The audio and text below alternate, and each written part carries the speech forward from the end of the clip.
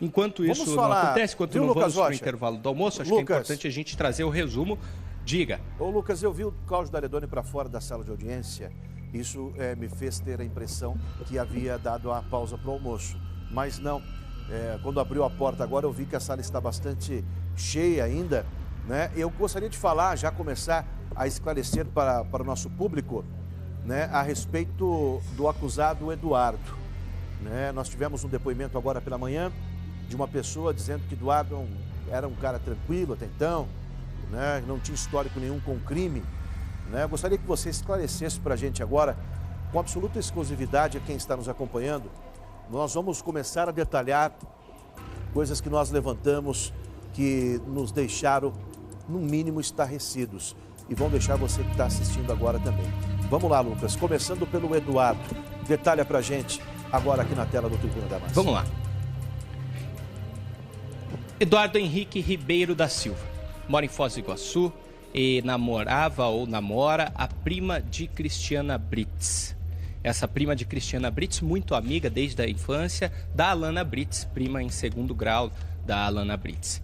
O Eduardo Henrique Ribeiro da Silva estava pela segunda vez na vida com Edson Brits na noite em que tudo aconteceu, na festa de aniversário. Tinha visto eles uma vez anterior e aí, pela segunda vez, estava encontrando a família Brits. Eduardo Henrique Ribeiro da Silva é apontado como outro participante, ou também acusado pelo Ministério Público e pelo inquérito policial, como participante do homicídio de Daniel Correia Freitas, do jogador Daniel. O que acontece? Até agora, o que se tem de oficial? Igor King e David Voleiro disseram que Eduardo Henrique Ribeiro da Silva desceu do carro naquela manhã de sábado, perto das cerca de 9 horas da manhã, ou até próximo já de 10 horas da manhã. Ele teria descido do carro. Edson Brits diz que não, que ele não desceu do carro e que Edson Brits fez tudo sozinho. O Eduardo Henrique Ribeiro da Silva também diz a mesma coisa, que ele não desceu do carro. Então ficam esses dois confrontos de ideias do Igor King e também do David Voleiro contra o Eduardo Henrique Ribeiro da Silva e o Edson Brits sobre a participação ou não do Eduardo Henrique Ribeiro da Silva. Pois bem, a criminalística, os peritos que analisaram o local da morte, disseram que uma ou mais pessoas teriam carregado o corpo de Daniel. Hoje, Alexandre Stadler, advogado de Eduardo Henrique Ribeiro da Silva, trará, ou ele arrolou como testemunhas, e isso deve acontecer por videoconferência 1h da tarde, o depoimento de 2 peritos. A gente vai ouvir agora o Alexandre Stadler falando sobre este depoimento destes 2 peritos. Vamos ouvir o que ele disse e o que ele espera destes depoimentos. A defesa tenta comprovar e trazer elementos aos autos que a situação do levantamento do local teve situações de rastro de sangue. E ele vai comprovar isso daí, que quando há situações de rastro de sangue, a pessoa pode trazer e arrastar essa pessoa sozinha. Então, o que o Brits traz? Ele fala que traz a pessoa sozinha. As outras pessoas falam o quê? Que teve a participação de mais uma pessoa. O que o nosso cliente, o Eduardo, fala? Que ele ficou no carro e não participou. A perícia oficial da ação penal fala o quê? Que teria, tanto a denúncia fala o quê? Que teria participação de uma ou mais pessoas.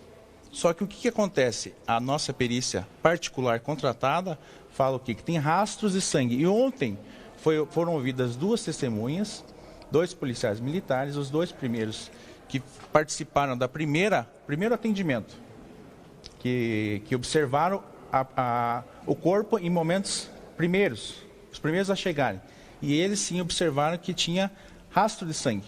Então, o que isso pode acontecer? Que ele arrastou o corpo e sozinho teve gotejos de sangue, então não teve a participação de outras pessoas. Então, esse médico legista vai trazer ao juízo o conhecimento técnico, conhecimento necessário, conhecimento médico, de que não houve meio cruel. Ele foi decapitado, né? Seja a pessoa que fez isso, no caso o Brits já teria confessado essa situação, ele foi decapitado em razão de segundos, teve a morte. Em razão dessa fração de segundos, não teve a situação do meio cruel. Tá aí, então, o relato do Alexandre Stadler. É muito importante o telespectador entender o seguinte. Ele diz, então, que antes que esses peritos vão conseguir confirmar que antes de ter o seu órgão genital decepado, ele teria sido morto.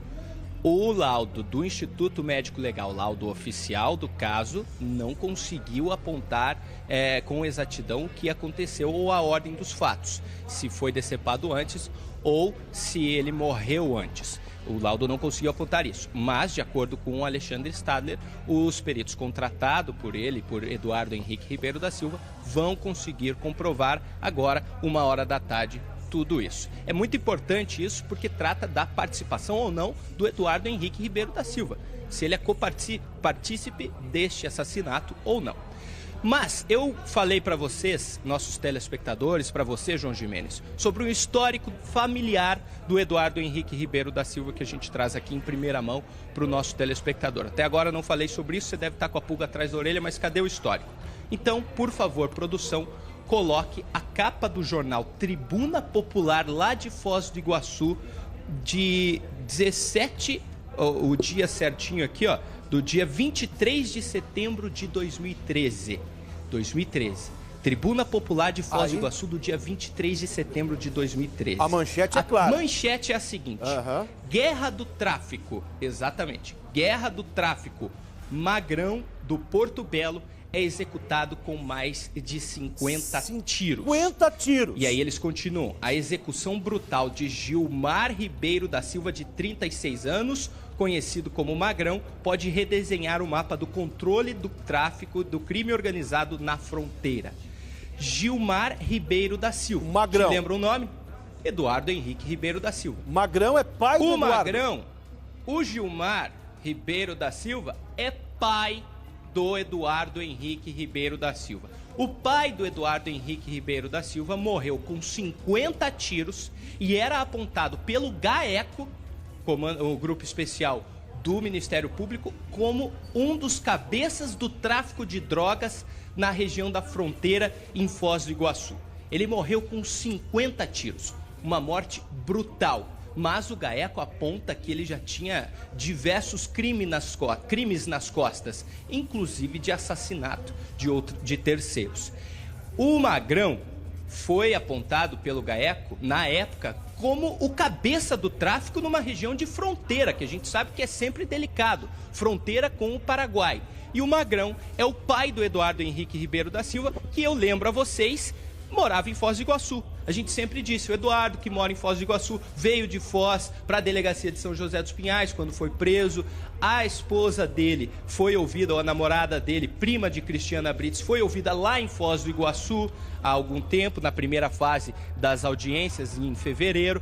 Então, ele tem um histórico em Foz do Iguaçu, ele mora em Foz do Iguaçu, mas está preso aqui. E o pai dele, acho que é uma informação relevante sobre o histórico familiar de um dos réus do caso, o pai dele era apontado como cabeça do tráfico de drogas na região de Foz do Iguaçu, uma região de fronteira, e ele foi morto com 50 tiros quando tinha 36 anos. Isso em 2013, 6 anos atrás, o Eduardo Henrique Ribeiro da Silva tinha 12 anos de idade e viu o pai ser morto dessa maneira brutal, João Gimenez. Olha, o que eu estou pensando agora, Lucas, eu acho que com essa informação exclusiva, né, o Eduardo, esse que está preso também, o pai dele era um dos líderes, né, do crime, do tráfico na fronteira Brasil-Paraguai. Ele é morador de Foz do Iguaçu. Né? Qual a ligação de Edson Brites com esse rapaz lá em Foz? O que ele veio fazer aqui? Como ele conheceu Brites? Veio no aniversário da Lana, estava na casa de Edson Brites. O que me faz desenhar em minha mente agora as ligações que Edson Brites tem com criminosos.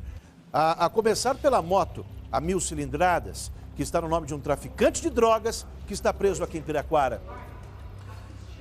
Segundo, Edson Brites era e é acusado de várias extorsões. Uma delas é de uma carretinha, um veículo, né, onde ele pega, toma posse de maneira irregular e ainda extorque o dono da carretinha para devolvê-la. Nós temos todos os áudios aqui também. Qual que é a ligação de Edson Brites com todos esses criminosos, em especial a pessoas ligadas com o tráfico de drogas? É uma pergunta?